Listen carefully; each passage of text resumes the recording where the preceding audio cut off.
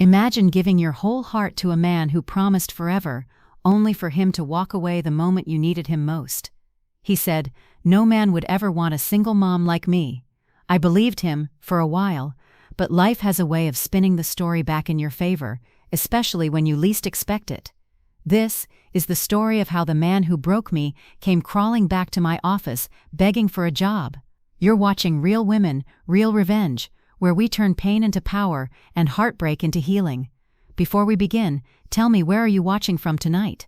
Drop your city in the comments, and don't forget to subscribe, because every woman deserves to see what karma looks like when she wears heels. My name is Tiana Brooks, and this is how I got my power back. I still remember the night I met Malik. It was one of those slow Friday nights at Marley's Grill, that little soul food spot where the lights always hummed low and the jukebox was older than half the crowd. I'd gone there with my cousin Keisha, trying to get my mind off work, off bills, off the kind of loneliness that creeps in when the world quiets down. Malik walked in like he knew he owned the air in that room. Broad shoulders, clean fade, eyes that scanned the space with quiet confidence. I remember thinking, Lord, not another pretty face with empty promises. But when he smiled at me, that slow knowing smile, something in me melted. He wasn't loud or pushy like most guys. He just asked if he could sit next to me. We talked about everything: music, ambition, childhood dreams, and when he said he wanted to start his own business one day, I believed him. Back then, I was 27, working 2 jobs, saving for nursing school. Life wasn't glamorous, but I was proud of every bit of it. Malik made me feel seen. The kind of scene that makes you forget how hard life's been. He called the next day, and the next and the next. Before long, he was picking me up from shifts, cooking dinner at my apartment, talking about our future. And when he said he loved me, I believed that too. I should have noticed the small things, the way his temper flared when I disagreed. How he'd disappear for hours, then come back smelling like a mix of cologne and guilt. How his big dreams never came with actual plans, but love can make red flags look like confetti when your heart's already starving. A year later, I found out I was pregnant. I still remember sitting on the edge of the bathtub, staring at those 2 pink lines. I laughed, I cried, I prayed. When I told Malik, he froze. No smile, no tears, just silence. Then came the words that burned themselves into my skin. "You really think I'm ready to be somebody's father? Tiana, I got things to do. You can't just trap a man like that." I stood there, shaking, clutching my stomach, our baby, trying to understand how the man who said he loved me could suddenly sound like a stranger. Days turned into weeks, his calls got shorter, his visits stopped altogether. When I was 6 months pregnant, I saw him, arm in arm with another woman, outside the same restaurant where we met. He looked at me like I was invisible. I didn't cry in front of him, but that night, I screamed into my pillow until my voice broke. That was the night I decided my child would never grow up seeing me beg for love. I went back to work 2 weeks after giving birth. The world doesn't stop spinning for broken hearts. My mom helped with the baby, my little boy Jaden, and I hustled like my life depended on it, because it did. Some nights, I'd rock Jaden to sleep and whisper, "It's me and you, baby, we gon' be fine." And we were. Slowly, painfully, but beautifully. I learned to stretch every dollar. I took classes at night. I built connections, stayed humble, kept moving. Malik never came around. Not a call, not a visit, not even a "how's the baby?" Until one afternoon, 3 years later, when I saw his name again. But not on my phone, on a job application, at my company. And that, right there, was the moment I knew karma had perfect timing. When you're a single mom, mornings hit different. The alarm clock doesn't ask if you slept, it just screams. Jaden would be curled beside me, tiny hands clutching my shirt, and I'd whisper, "5 more minutes, baby," even though we both knew I had none to spare. Between daycare, double shifts, and trying to keep the lights on, there were days I moved like a ghost, body on autopilot, heart somewhere back in the past. But each time I thought about Malik's words, "No man will ever want a single mom like you," I worked harder. I was determined to prove that the life he walked away from could still bloom. I took a job at a medical office as a receptionist. It wasn't glamorous, but it was steady. The doctor, a woman named Dr. Harris, saw something in me. She used to say, "Tiana, you've got the kind of calm that keeps chaos in line." I started staying late, organizing records, learning billing codes, picking up skills nobody asked me to learn. Every new thing I mastered felt like a small rebellion, like I was reclaiming pieces of myself Malik had made me doubt. Some nights, I'd look in the mirror and whisper, "See, you're doing it," without him. But life wasn't kind overnight. My car broke down twice that year. Jaden got sick one winter, and I spent 3 nights at the ER with no sleep, praying the fever would drop. I cried quietly in the hallway, afraid the nurses would see the truth, that I was terrified. Yet every time I felt like giving up, something bigger carried me forward. Faith, pride, and that little boy's laugh when he called me Supermom. Within 2 years, Dr. Harris promoted me to office manager. Then she encouraged me to take business classes at night. I'd put Jaden to bed, kiss his forehead, and stay up till 2 a.m., studying spreadsheets and budgets. It wasn't easy, but slowly I built a name for myself. Dependable, smart, resourceful. I started consulting for other clinics, then landed a position with a new healthcare company downtown. Vice Operations Manager.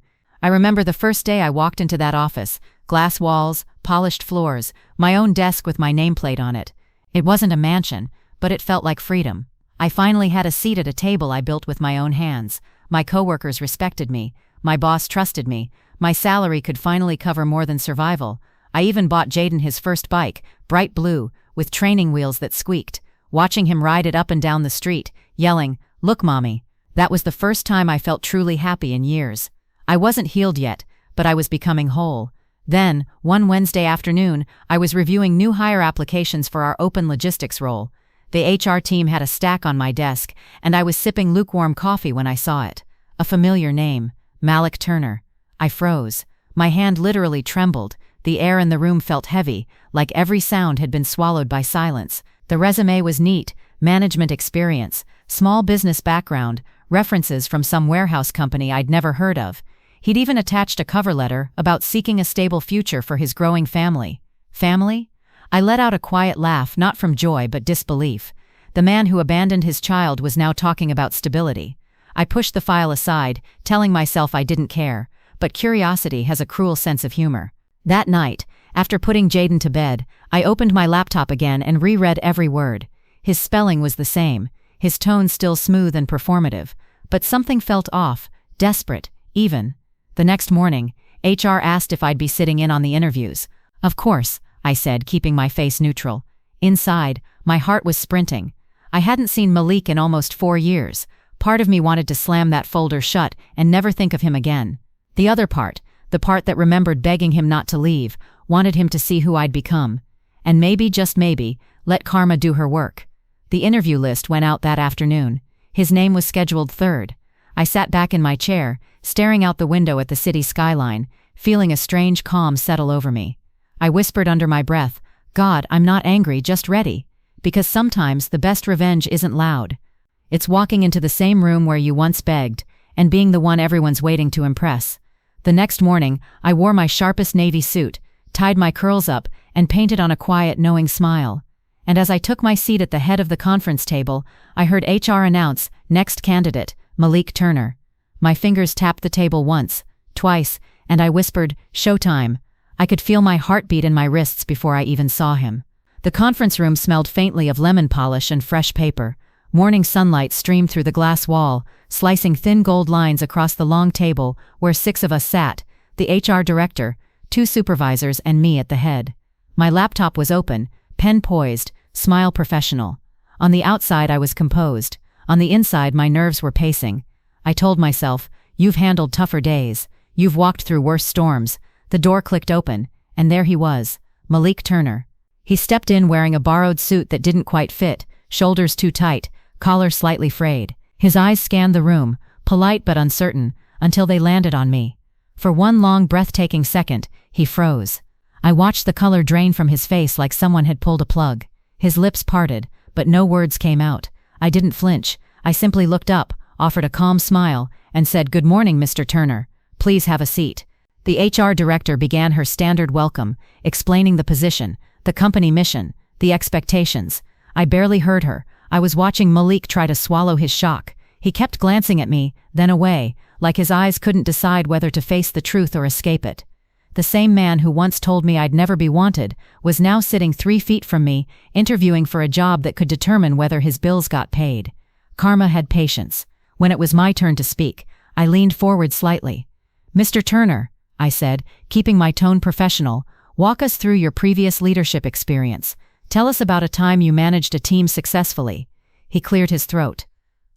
Sure. Well, at my last job, I supervised a small crew at the shipping center, made sure deadlines were met." His voice wavered. He wasn't confident, he was cautious, searching my face for mercy. I kept my expression steady, pen tapping softly on my notepad. "And what would you say is your greatest strength?" I asked. He looked at me again, eyes heavy with memories he couldn't erase. "I guess resilience. I've been through a lot these past few years, learned how to keep moving, no matter what. No matter what." The words hit me like echoes from the past. Me, 6 months pregnant, standing in our tiny apartment while he packed a bag and left without looking back. I inhaled slowly, reminding myself, this isn't about revenge. It's about closure. "That's admirable," I said softly. "We value people who can grow from hardship."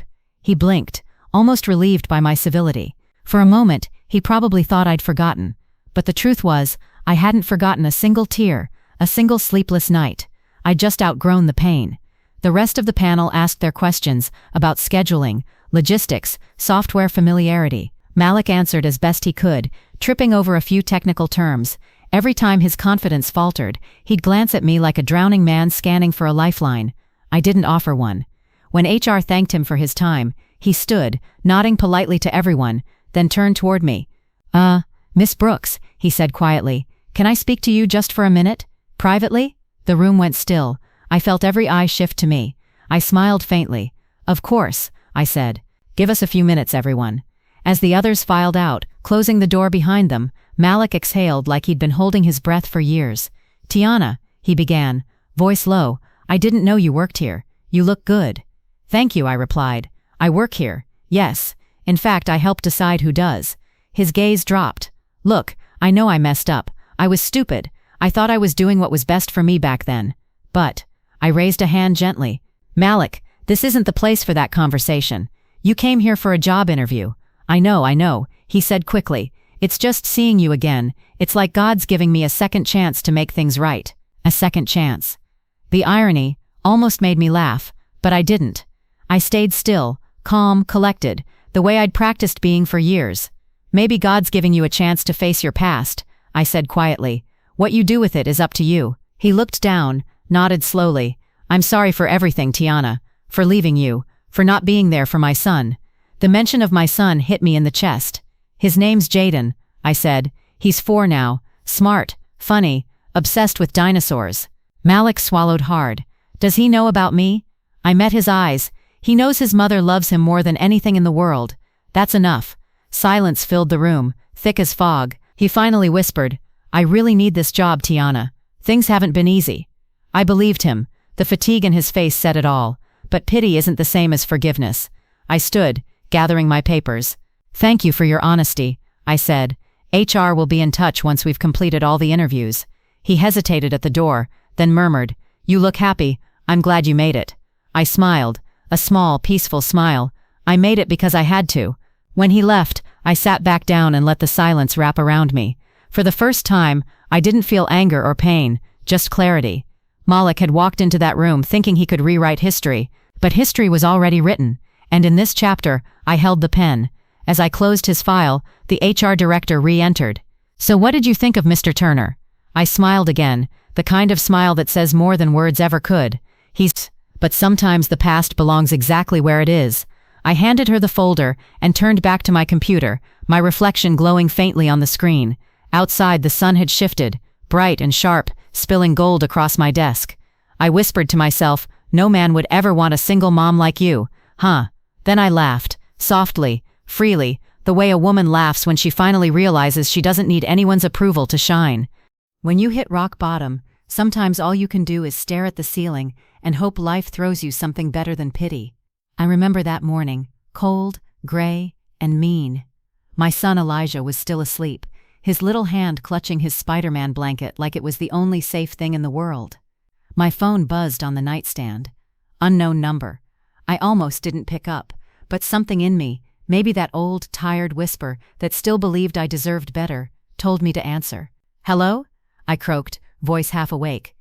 "Good morning, Ms. Brooks," a woman said, polite but confident. "This is Angela from Grayson & Co.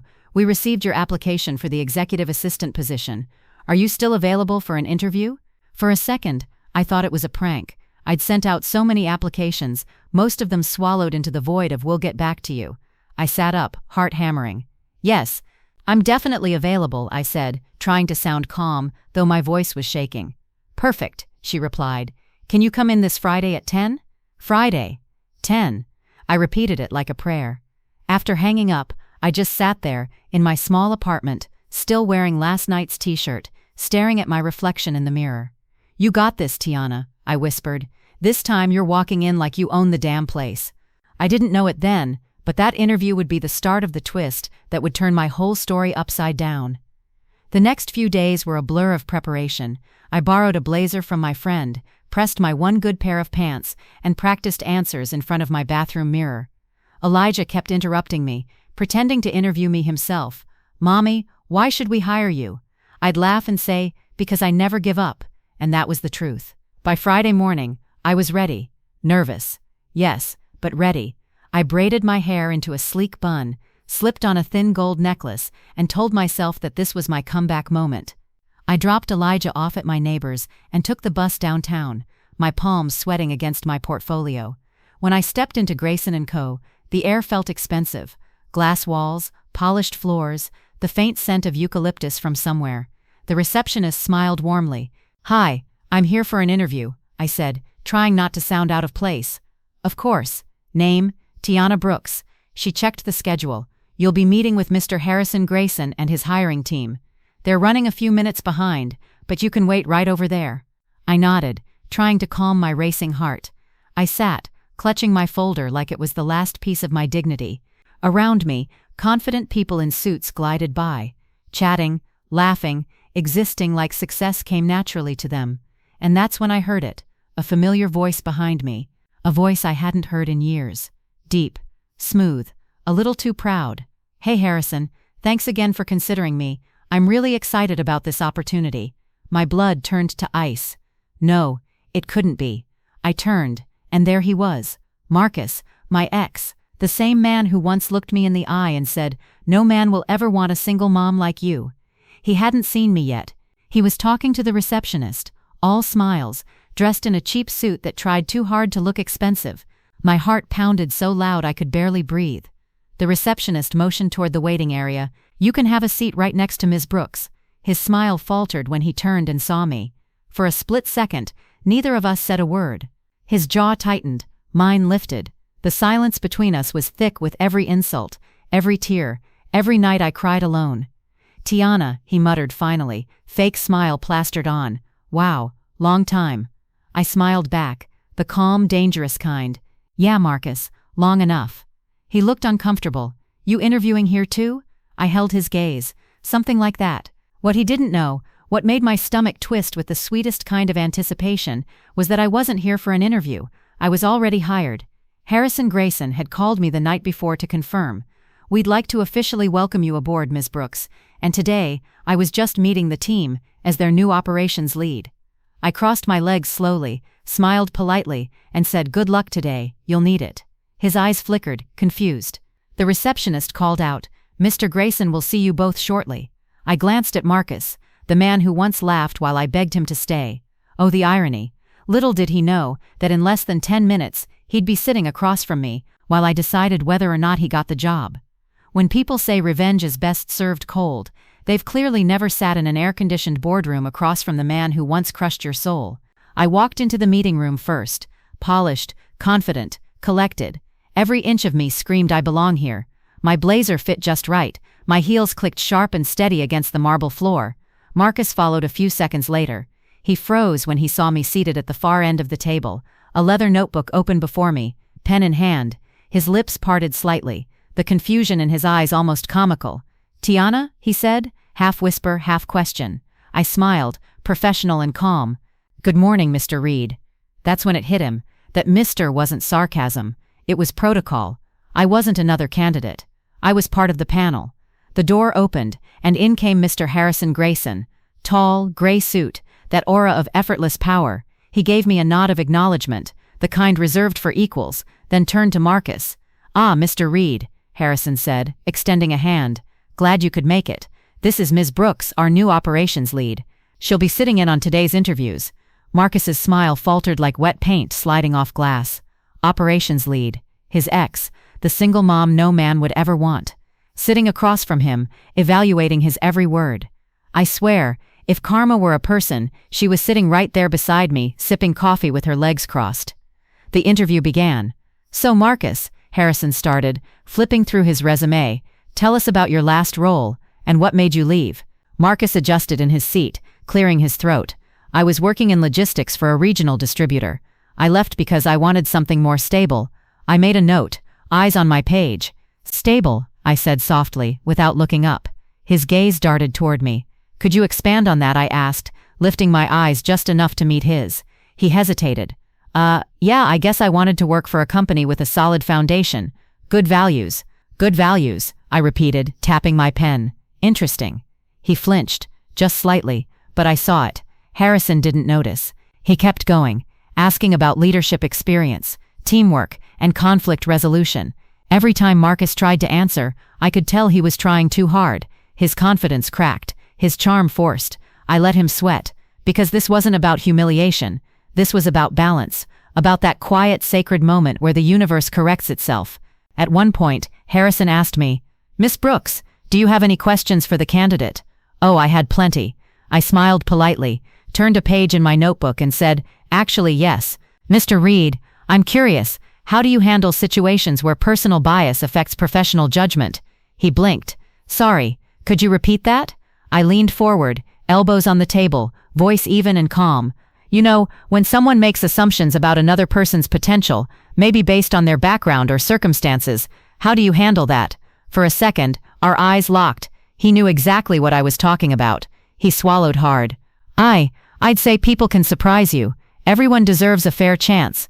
"Agreed," I said, sitting back, crossing my legs again. "Sometimes the people we underestimate turn out to be the ones running the room." Harrison smiled approvingly, not realizing the personal war playing out across the table. By the end of the interview, Marcus looked exhausted, sweat at his temples, voice shaky, confidence gone. Harrison thanked him and said they'd be in touch soon. As Marcus stood to leave, he glanced at me. "You look different, Tiana." I tilted my head slightly. "That's what healing does." He hesitated. "Look, about the past." I held up a hand. "Don't." He went quiet. Then I smiled again, soft but final. "Good luck with the job, Marcus. I hope you find something stable." He nodded slowly and walked out, his shoulders slumped, his arrogance gone. When the door shut, Harrison turned to me. "You handled that beautifully, Ms. Brooks. You've got a sharp sense of character." I smiled faintly. "Let's just say I've learned to spot potential." He chuckled. "I'll trust your judgment on this one. Should we move him to the second round?" I looked down at Marcus's resume. All neat and impressive on paper. Then I thought about the nights I spent crying while he told me I'd never be enough. "Not this one," I said softly. "He's not the right fit." As I left the office that day, I stepped into the elevator and finally exhaled. Not in triumph, not in cruelty, but in peace. Because sometimes, the best revenge isn't proving someone wrong, it's proving yourself right. And that day, I did both.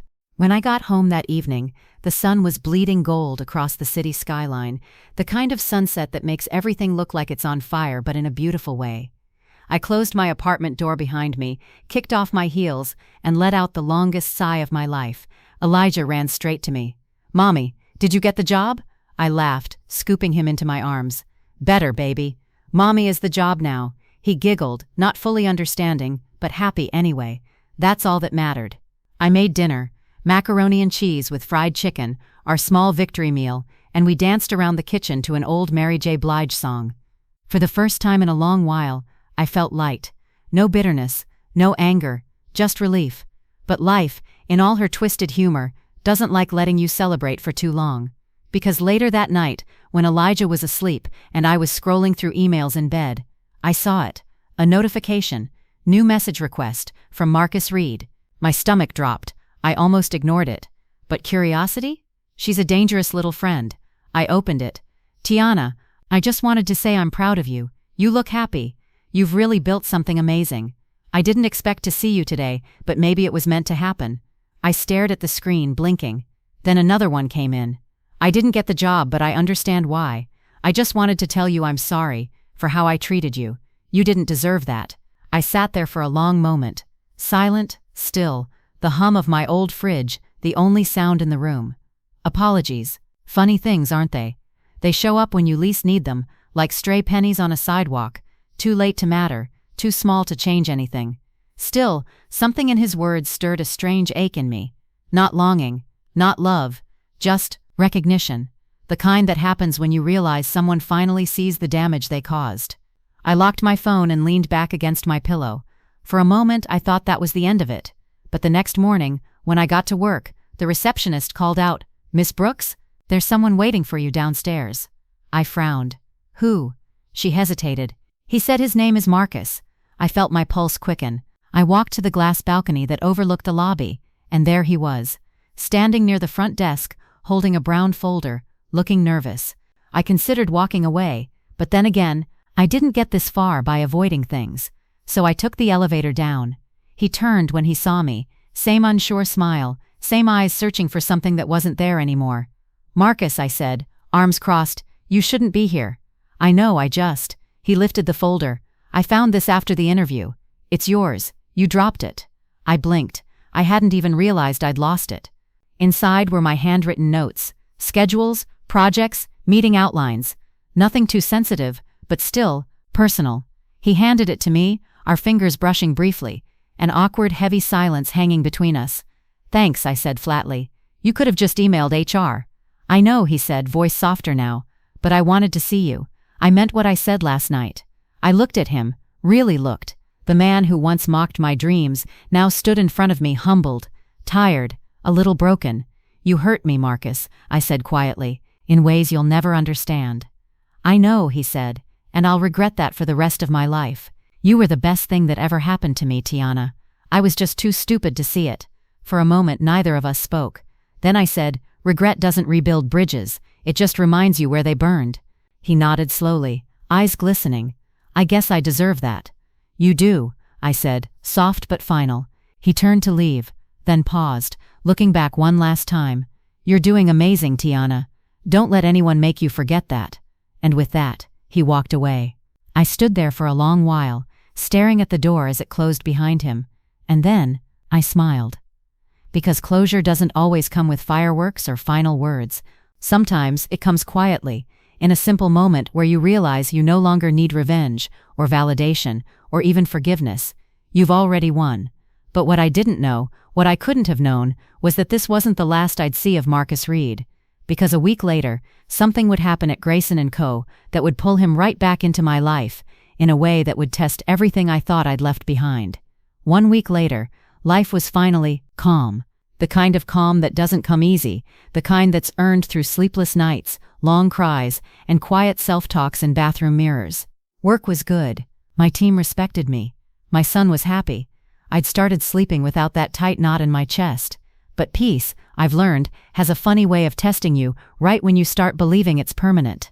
That morning, I was in a meeting with Mr. Grayson and a few department heads, reviewing contracts for a new logistics partner.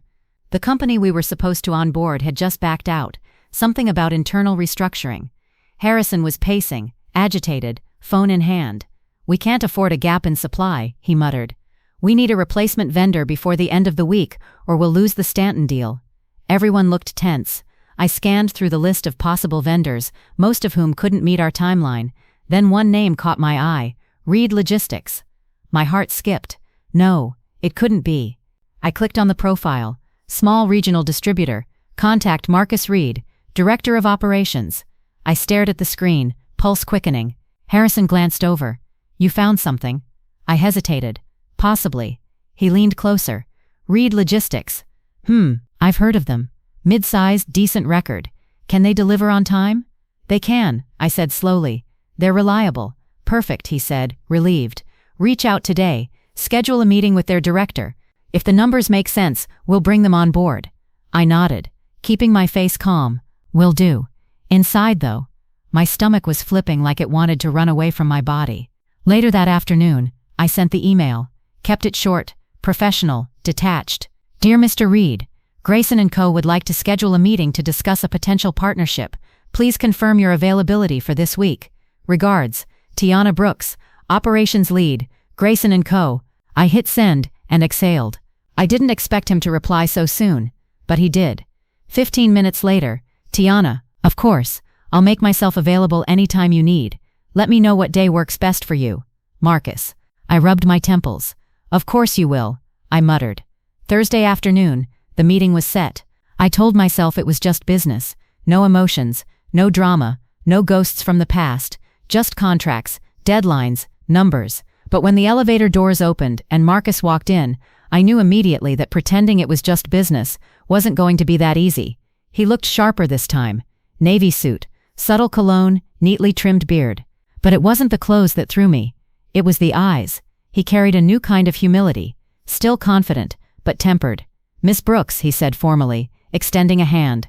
It's good to see you again. I took it, briefly. Mr. Reed, let's get started.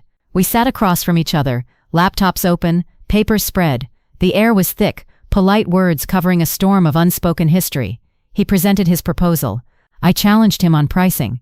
He countered smoothly. It was a dance, measured, professional, but under the surface, every look, every pause carried the weight of what we weren't saying. At one point, Harrison stepped out to take a call, leaving the two of us alone.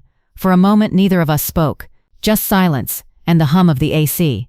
Then Marcus said quietly, "You didn't have to choose my company, Tiana." "I didn't," I replied without looking up. "Your company came recommended. This is about business." He smiled faintly. "I know, it's just funny how things come full circle, isn't it?" I finally met his gaze. Maybe that's the universe's way of making sure we finish unfinished business. He leaned forward slightly.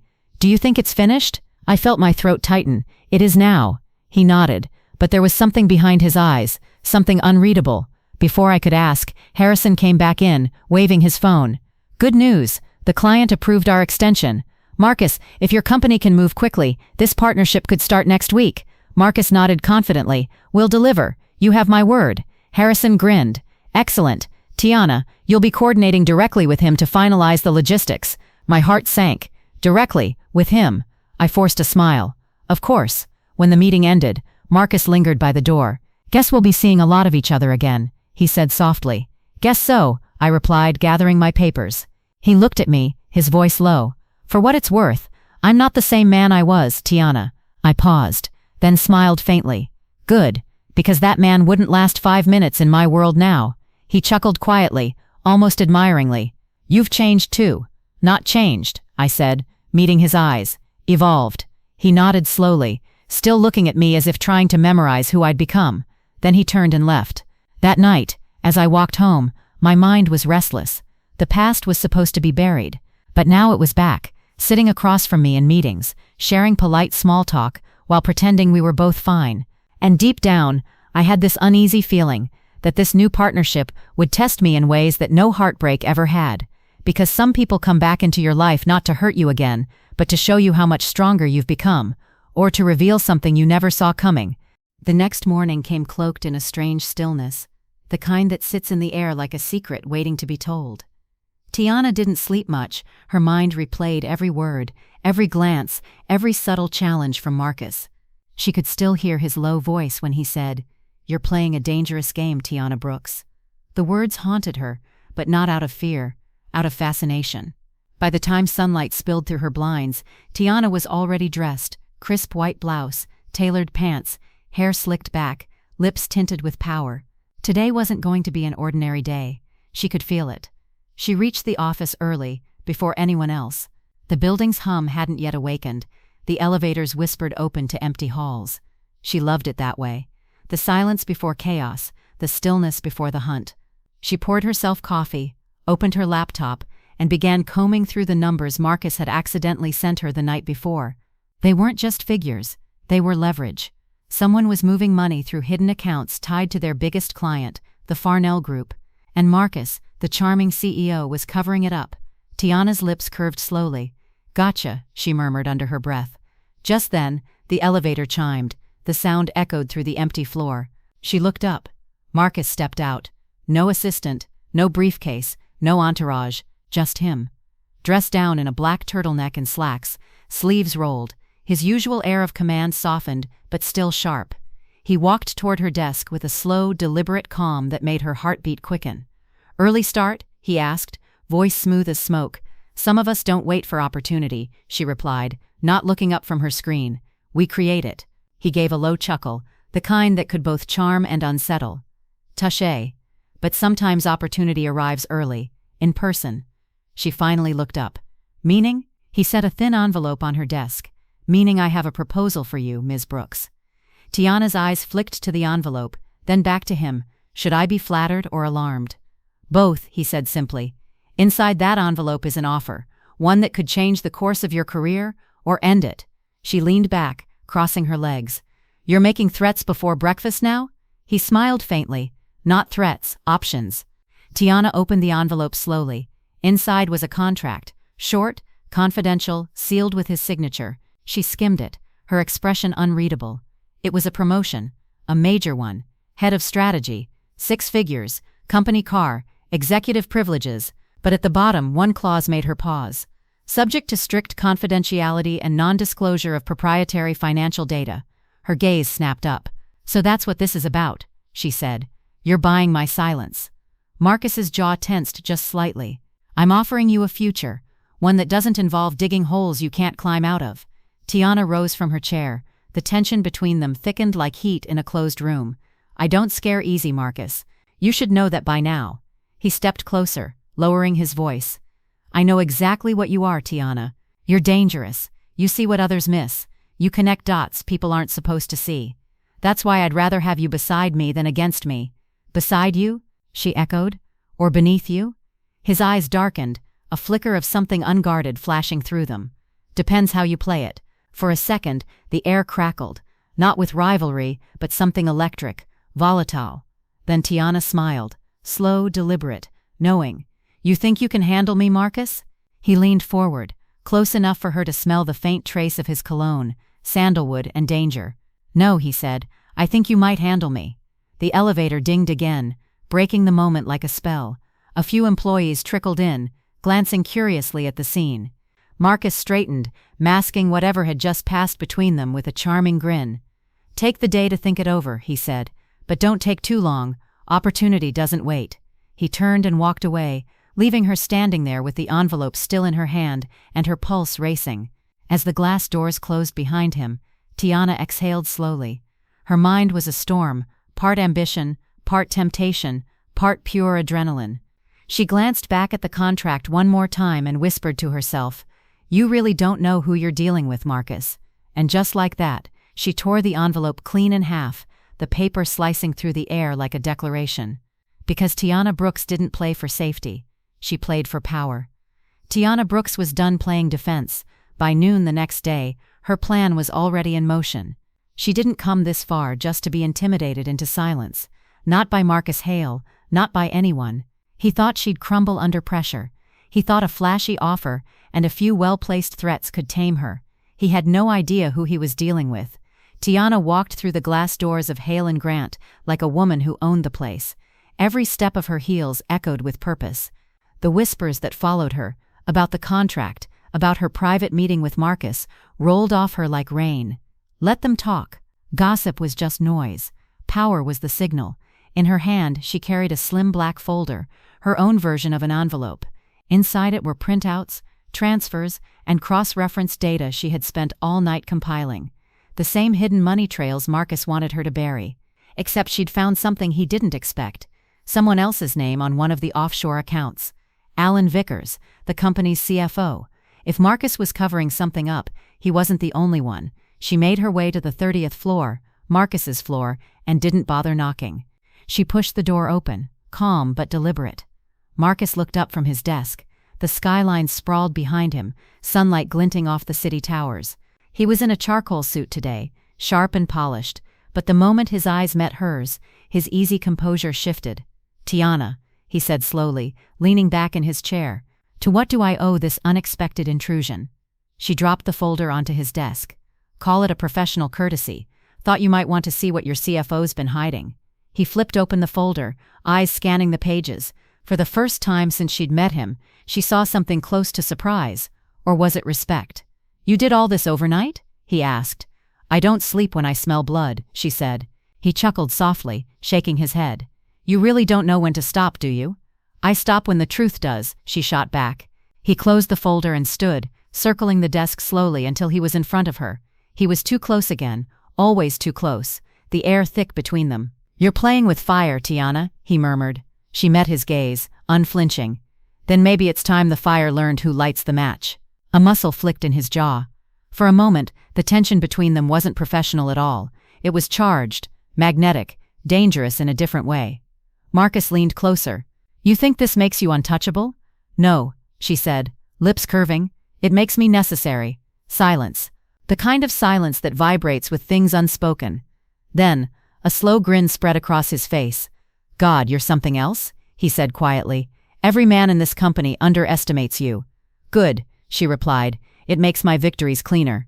He studied her, really studied her, before finally exhaling, long and slow. Then he walked back behind his desk and pressed a button on the intercom. "Clara," he said, voice calm again, "cancel my next 3 meetings." Tiana raised a brow. "Planning a lecture?" "No," he said, locking eyes with her. "A negotiation." He gestured to the chair across from him. "Sit." She didn't move. "You're not the one calling the shots anymore, Marcus." He smiled faintly. "That's exactly why you should sit." Something about his tone, firm, assured, but not dismissive, made her hesitate. Against her better judgment, she sat. For a moment, neither spoke. The hum of the city outside filled the room. Then Marcus slid the folder back to her. "You're right about Vickers," he said, "but you don't understand the full picture." "Then enlighten me." He leaned forward. "The Farnell Group isn't just a client.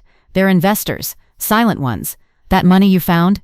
It's not theft, it's insurance. For this company, for both of us." "Insurance?" she repeated. "Against what?" He hesitated. The first real crack in his armor. "Against exposure." Tiana frowned. "Exposure of what, exactly?" Marcus's voice dropped lower, like a man confessing a sin he never meant to speak aloud. "A deal we made years ago, before you joined. A deal that made this company what it is. Farnell owns more of us than the board ever approved. So you're saying the books are fake?" He didn't answer, which was answer enough. Tiana sat back, processing. It wasn't just corporate politics anymore. It was corruption, buried deep, and Marcus wasn't just complicit. He was protecting something, or someone. "Why tell me this?" she asked finally. "Because," he said, meeting her eyes, "you're already too deep to walk away. And because you're the only person smart enough and ruthless enough to help me fix it before it destroys us both." For a moment she just stared at him. Then, slowly, deliberately, she smiled. "So," she said, "you're finally admitting you need me." Marcus's lips twitched. "Let's call it mutual survival." She rose, gathering her folder. "Survival's never been my goal, Marcus. I came here to win." As she walked toward the door, he called out, "Tiana." She turned, hand on the handle. His voice was low, almost amused. "Careful. You might end up liking the game more than the victory." She met his gaze one last time, fire flashing in her eyes. "I already do," she said, and left him standing there, watching her go. The door shut softly behind her, but Marcus didn't move. He just stared at the skyline for a long time, a ghost of a grin playing on his lips, because for the first time, he wasn't sure who was playing who anymore. By Monday morning, the tension at Hale and Grant had turned into a quiet storm. Everyone felt it, though no one could name it, a shift in the air, an energy that said something big was about to break. And right in the center of it stood me, Tiana Brooks, the woman Marcus once thought was replaceable. That morning, I arrived early. My reflection stared back at me in the elevator's mirror. Tailored cream suit, curls pinned up with gold clips, a calm that wasn't peace, it was precision. Beneath that calm, my heart pulsed with fire. Because after what Marcus revealed about the Farnell deal, the hidden accounts, the power struggle beneath the company's polished surface, I realized something that changed everything. He didn't need a cover-up, he needed a partner, and I was the only one sharp enough to be that. When I stepped into the boardroom, he was already there. No suit jacket today, just a crisp white shirt with sleeves rolled up, revealing the veins that ran down his forearms like tension lines. He looked like a man who hadn't slept but had made 100 decisions anyway. "Morning," I said coolly. He didn't look up from the papers he was reading. "You're early. I like to be ready before the storm hits." He finally lifted his eyes and smiled faintly. "Then you'll fit right in." He gestured for me to sit. The table between us was scattered with financial reports, offshore summaries, legal drafts, a whole empire built on lies. "So," I said, flipping through the documents, "this is what survival looks like to you?" He leaned back. This is what survival costs. I looked up, and how do you plan to pay it? He paused, watching me closely, that same piercing, calculating look that always felt too intimate to be professional. That depends, he said softly, on whether you're in or out. It was one of those moments where silence carried more meaning than words. I could have walked away. I should have walked away. But something in his voice, that dangerous blend of arrogance and vulnerability, pulled me closer instead. I'm in, I said finally. Marcus's lips curved slowly. I hoped you'd say that. He slid a folder toward me, a new contract, except this one wasn't on company letterhead. It was personal, confidential, a non-disclosure agreement tied to his private fund operations. I scanned it quickly. It wasn't just an NDA, it was an initiation, a step into his world, beyond the company walls. You want me to sign this, I said, and pretend I don't know what's really happening? No, he said, I want you to know exactly what's happening and help me control it. I leaned back, folding my arms. So what am I now? Your accomplice. He smiled. Call it a partner in power. I should have laughed. I should have called it manipulation. But instead, I found myself asking, and what do I get out of this partnership? Marcus's gaze dropped, just briefly to my lips before returning to my eyes. Everything they said you'd never have, he said. Respect, leverage, control. The way he said control made something in my chest tighten, because that's what I'd always wanted. Control over my life, my future, my story. And now, standing in front of the man who once looked at me like a pawn, I finally had it.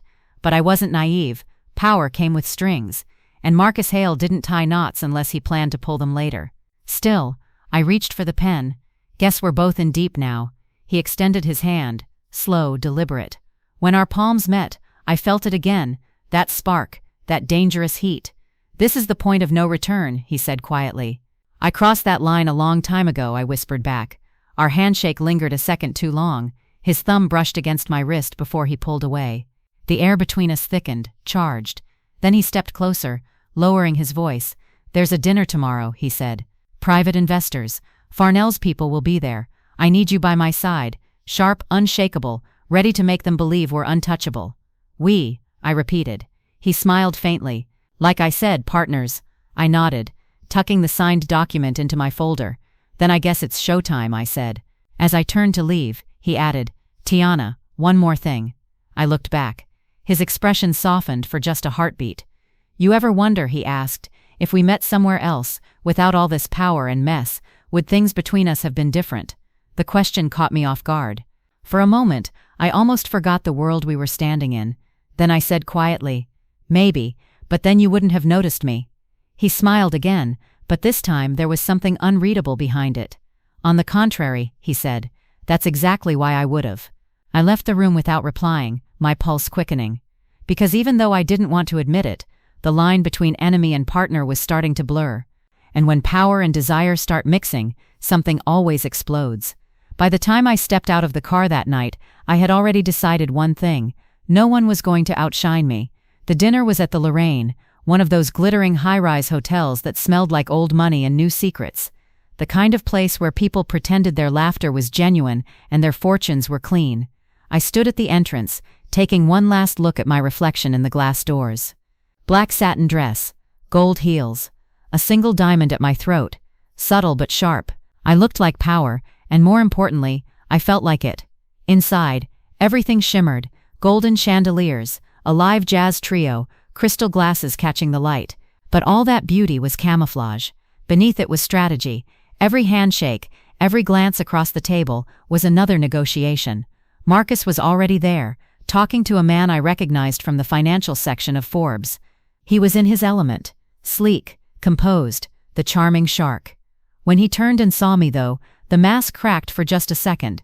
His eyes did a slow, deliberate sweep, from my heels to my lips. Then he smiled, small but dangerous. Right on time, he said when I joined him. I don't do late, I replied. It gives people the illusion they can start without me. He chuckled. Remind me never to underestimate your entrances. Oh, you already did that, I said smoothly. A while ago. He didn't argue. He just looked at me with that same glint that always seemed to blur the line between rivalry and attraction. Then he turned to the group around him. Gentlemen, he said, meet Tiana Brooks, my senior consultant, and more importantly, The reason this company still stands. It was a calculated compliment, half flattery, half warning. I felt every pair of eyes on me, measuring, appraising. One of the men, a tall investor with too much confidence and too little subtlety, reached out his hand. "So this is the woman we've been hearing about," he said, eyes lingering too long. I smiled, that polite, icy smile I reserved for men who thought they could buy respect. "Depends what you've heard," I said. "Rumors are cheap, results aren't." Marcus stifled a grin beside me. "Careful, gentlemen," he said lightly. "She bites." The man laughed. "Oh, I don't mind a little bite." I tilted my head. "That's good," I said, taking my wine glass, "because it's never little." Marcus's eyes flicked to me, surprise, admiration, and maybe a little something else. The evening unfolded like a chess match.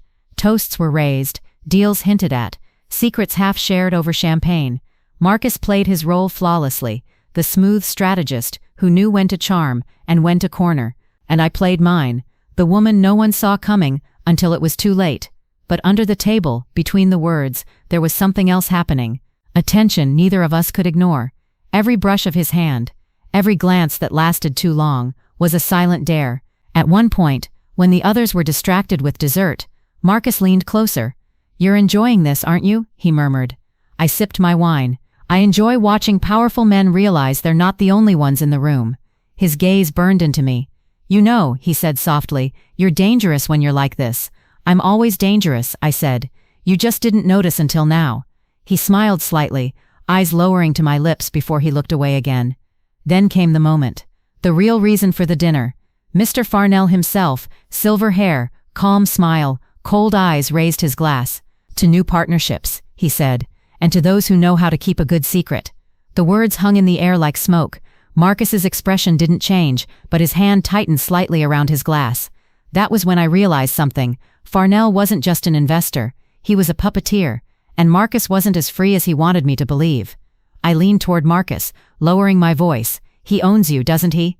Marcus's jaw tensed. Not for long. That one sentence said everything. The dinner ended in a haze of applause and handshakes, but I barely heard any of it. My mind was already racing. If Marcus was planning to break free of Farnell, that meant another war was coming, one that would make everything before look like child's play. As we stepped outside into the night, the city lights reflecting off the pavement, Marcus stopped me. "You were perfect in there," he said quietly. "You played them better than I could." I shrugged. Maybe I just wanted them to see what real power looks like. He looked at me for a long moment, the kind of look that wasn't about business anymore. "Be careful, Tiana," he said. "Power changes people." "Maybe," I replied, but it never scared me. Then before I could step away, he said something that made my heart trip, not because of what he said, but because of how he said it. "Don't make me regret trusting you." I met his gaze. "Don't make me regret saving you." He exhaled, slow, quiet, intense. Then he smiled, that unreadable smile again. "Guess we're both gambling," he said. I turned and walked toward my car, heels clicking on the marble, heart pounding in my chest. Because he was right, we were gambling, but what neither of us realized yet was that one of us wasn't betting to win. One of us was betting to burn it all down. The night everything came undone was supposed to be quiet, but peace doesn't exist in a world built on secrets. 3 days after that investor dinner, I sat alone in my office, city lights spilling across the glass walls, the hum of the building low and distant. The silence was deceptive. It felt like calm, but it was the kind of calm you get before the ground splits open. Marcus hadn't said much since that night. He'd been handling things, according to his assistant, which meant he was doing something dangerous, probably to free himself from Farnell's grip. But I wasn't waiting around to be collateral damage. While he played his game, I'd been building mine. Because somewhere between our power plays and half-truths, I realized the same thing I'd always known. Men like Marcus Hale don't save you, they use you. So I did what I always do when someone underestimates me. I got ahead. Every file he'd given me, every transfer, every confidential message, I'd mirrored it all. But not for blackmail, for survival. If he fell, I wasn't falling with him. When my office door opened without a knock, I didn't even flinch. I already knew who it was. Marcus stepped inside, dark coat, tension in his shoulders, eyes sharper than usual. He didn't say hello, he just looked at me, really looked, like he was trying to read the thoughts behind my stillness. "You've been busy," he said finally. "So have you," I replied. "Rumor has it Farnell's not taking your sudden independence well." He smiled faintly. "Rumor travels fast. Truth travels faster. He took a step closer. And what's your version of it? That you're sinking, and you're hoping I'll throw you a rope. Marcus's eyes flickered, not with anger, but something else. Maybe I am, he said softly. But you're holding the rope around my neck too, aren't you? I didn't answer. The silence said enough. He came closer still, stopping just inches away. You know, Tiana, the moment I met you, I knew you'd either be my greatest ally or my downfall. And which am I now? I asked. He exhaled slowly. That depends on what's in that envelope you sent me this morning. My pulse kicked up. He'd opened it. The envelope wasn't an accident. It was bait. Inside were two things: a data summary of Farnell's illegal transactions and a signed whistleblower report addressed to the Federal Audit Committee. His voice dropped. You're planning to expose everything. I met his gaze evenly. Not planning. Deciding when. For a long moment, neither of us moved. It was like standing in the eye of a storm, everything quiet, but chaos waiting just outside the silence. Then, slowly, Marcus walked to the window, looking out at the city. You think you'll win by destroying me? He asked. I think I'll win by walking away with my dignity intact, I said. He turned to face me again. If you expose me, you destroy yourself too. You signed that NDA, remember? I read between the lines, I said. It only protects you if you're innocent. That made him pause, a small flicker of realization in his eyes. Then, to my surprise, he smiled. Not the arrogant grin I was used to. Something quieter, sadder. You really did learn every trick I had, he said softly, and then made them better. I learned from the best, I said. That's the irony. He studied me for a moment longer. Then his voice dropped, rougher now. What happens if I tell you I never meant to hurt you? That maybe I wanted you to have the upper hand all along? I felt something twist inside me. Not weakness, not pity, but the ghost of what might have been. Then I'd say you should have told me that before you made me your pawn. Marcus's jaw tightened, but he didn't argue. He just nodded slowly. Then I guess this is the part where you win. It's not about winning, I said quietly. It's about ending it. He took one last look at me, eyes tracing my face like he was memorizing it. You know, Tiana, I was wrong that night. About what? When I said no man would ever want a woman like you. The words hit like lightning, a reminder of everything that had started this war. I was wrong, he said again. Every man would want a woman like you. I just wasn't man enough to deserve you. For a heartbeat, I couldn't speak. Then I turned away, blinking fast. Good thing I stopped waiting for anyone to deserve me. He gave a small, bitter smile. I'll drink to that. I walked to my desk, picked up a sealed drive, and handed it to him. Here's what you need to clean up your side. My copy stays with me. No threats, no games. Just closure. He accepted it silently, his fingers brushing mine for the briefest second. Warm, steady, final. Then he said, Goodbye, Tiana. Goodbye, Marcus. He walked out without another word. That was the last time I ever saw him.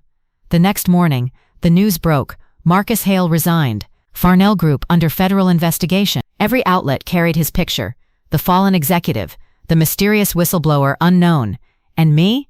I sat at my kitchen table, my son's laughter echoing from the next room, a cup of coffee in my hand, and peace in my chest. I didn't need revenge. I didn't need validation. I had something far rarer, freedom. And as the city woke around me, sunlight filling the window, I smiled to myself and whispered, He said no man would ever want a single mom like me. But I never needed a man. I just needed to remember who I was before anyone tried to tell me otherwise.